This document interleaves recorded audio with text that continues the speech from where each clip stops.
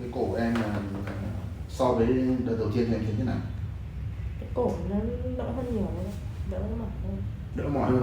Bây giờ là trong hàng ngày ấy, nhà em còn xuất hiện đau mỏi không? Nó ít đau mỏi cổ hơn đấy, các bạn xoay được Biên độ rộng hơn. Vâng. Thường đến cuối ngày còn mệt mỏi không? Không. Đâu.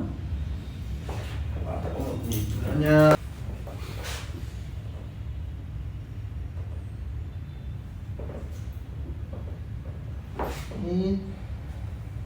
Thở ra. Dạ.